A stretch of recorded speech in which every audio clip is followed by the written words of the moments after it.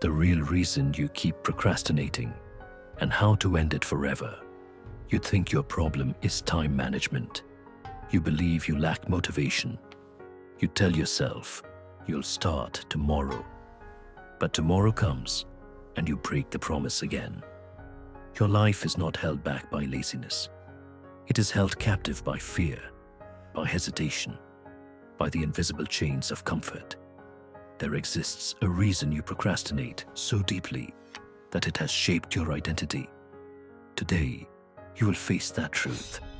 And if you endure this journey to the end, you won't just get more done. You will become someone unrecognizable, a different kind of man, the kind history remembers. But first, you must see what you've become and what you're running from. Chapter 1. The modern weakness. You wake with the sun, but you do not rise with it. You lie there, scrolling. You tell yourself it's just 5 minutes. It becomes 30.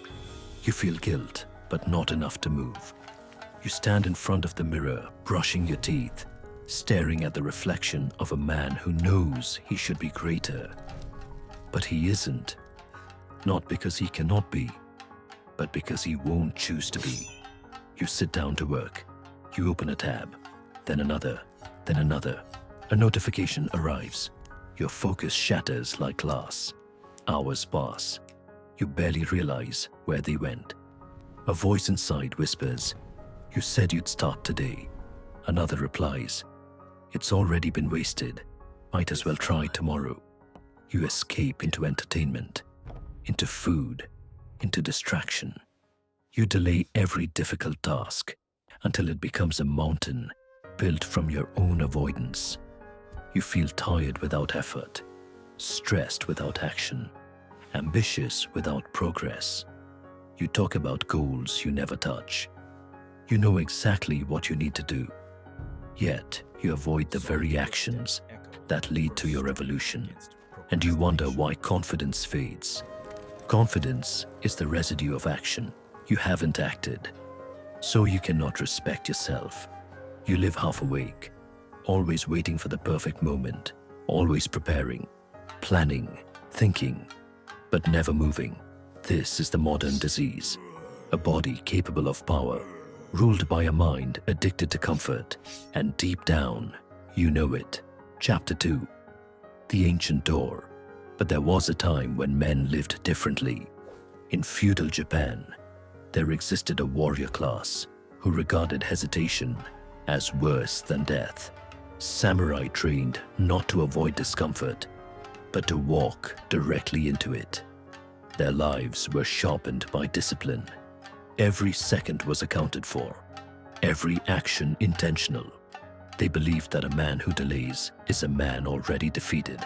One ancient doctrine speaks of a silent path taken by only the few, known as Gatsu Jinken, the life-giving sword. A code not about violence, but self-dominion.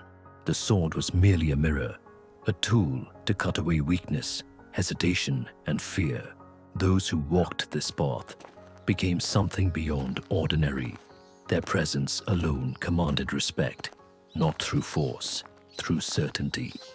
The doctrine was not shared with the masses.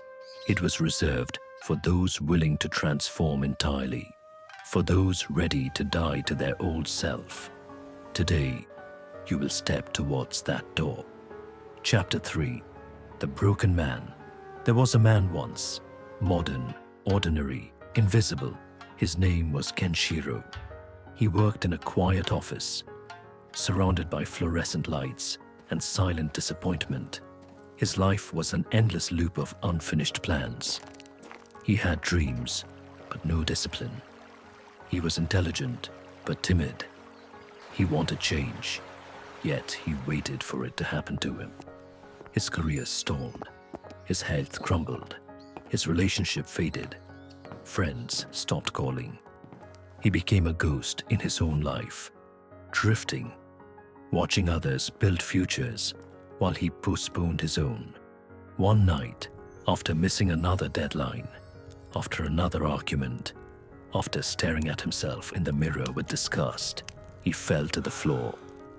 not physically, but internally, a collapse of spirit. He whispered, "I don't know who I am anymore." And in that moment, everything he had been became unbearable. He was done negotiating with his weakness. A man cannot change until the pain of staying the same becomes heavier than the fear of transformation. Kenshiro reached the moment of surrender. Chapter 4. The first law. Kill. Passive living. The first law of the life-giving sword. Act without waiting for motivation. In samurai training, the young swordsman does not wait to feel ready.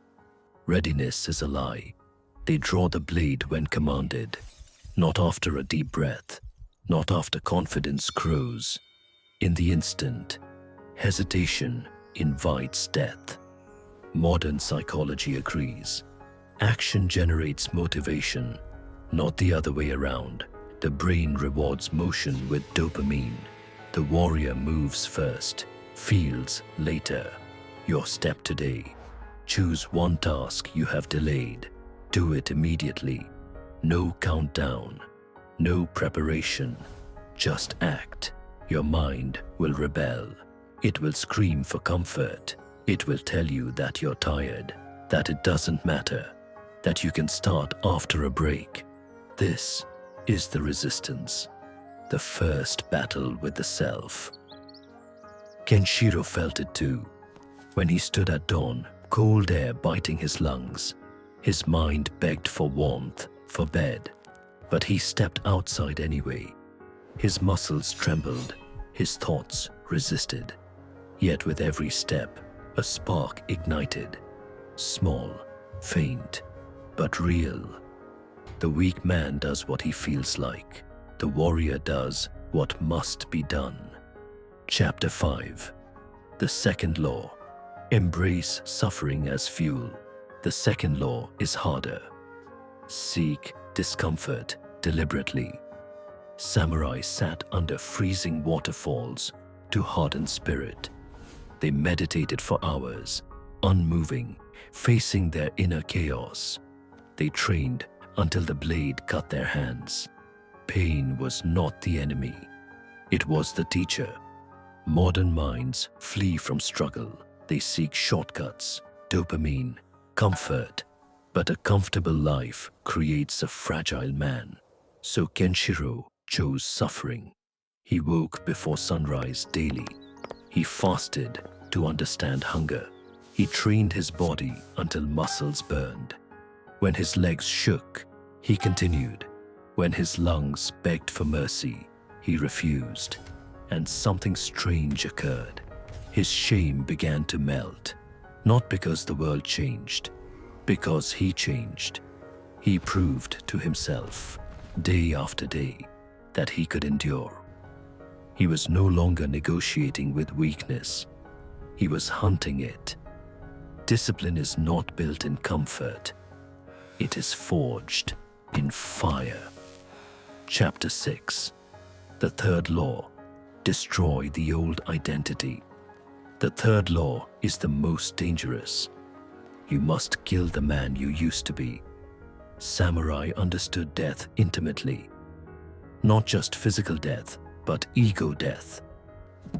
Before becoming warriors, they performed a symbolic ritual of cutting ties to their past selves. Old habits, old comforts, old names even. They became someone else entirely. In modern terms, this means letting go of the identity that whispers, "I'm not consistent. I always quit. I'm not disciplined. This is just who I am." These are not truths. They are chains. Kenshiro felt this when his friends mocked his new habits, when he refused parties to train, when he traded comfort for growth. They laughed. They said he changed. They said he was taking it too seriously. He remained silent. He continued. Soon he lost some friendships. His old world dissolved. But that was the price. You cannot carry your old self into a new life. Transformation demands sacrifice. To change your life, you must abandon the version of you that created your current reality. Chapter 7. The Final Trial. Months passed. The man who once lived in shadows now carried himself like a blade, sharp, focused, unyielding. Then came the test, a crisis at his job, a project collapsing, his team panicking. All eyes turned to him, the man who used to shrink away, procrastinate, avoid. The deadline was brutal. Failure would cost everything. The old Kenshiro would have crumbled. The new Kenshiro inhaled slowly. He worked through the night while others slept. He strategized, he led, he acted with precision. When exhaustion came, he welcomed it like an opponent in battle. When doubt returned, he remembered the waterfall, the cold mornings, the pain. He remembered the man he killed. By dawn, the project stood completed. Perfect. Beyond expectation. The room fell silent when he presented it. No one recognized the man before them. Not even he. He had won his war. Chapter 8. The Silent Aftermath. Success changes how the world sees you. Colleagues who ignored him now watched with caution. Some with admiration, others with envy. He spoke less. He acted more. His presence carried weight. When he entered a room, people straightened their posture. But power isolates. He no longer fit in with the average, with the comfortable, with the weak. He walked a lonelier path, but one paved with purpose. His discipline became his armor. His silence became his authority. Kenshiro had become a warrior of modern time, not with a sword, but with action, with self-respect, with a mind sharp enough to cut through excuses. The boy who procrastinated died. A man replaced him. Now it is your turn. You already know the truth. You procrastinate because you fear the responsibility of your own potential. Because comfort seduces you more than greatness. Because your identity is built around delay, doubt, and distraction. Break it. Right now, choose one task you've avoided. Do it the moment this video ends. Not later, not after thinking. Now, it will feel uncomfortable. Good. That means you're in the right direction. Subscribe to this channel if you want more videos like this that reshape your mind and forge discipline. You do not subscribe for entertainment. You subscribe as a contract with your future self. Tomorrow morning, wake on the first alarm. No snooze, no negotiation. Stand up, drink cold water, face discomfort. Begin the day with action, not thought. This is your initiation. This is where the old self dies. Choose the warrior path or return to sleep. Just remember, every day you delay, another piece of your potential rots. This is the real reason you procrastinate. And now, you know how to end it. Subscribe again if you found value. Because this path continues, and I walk it with those willing to bleed for progress. Your transformation begins now. Watch the next video to continue this journey. It will not comfort you. It will challenge you. And that is exactly what you need next.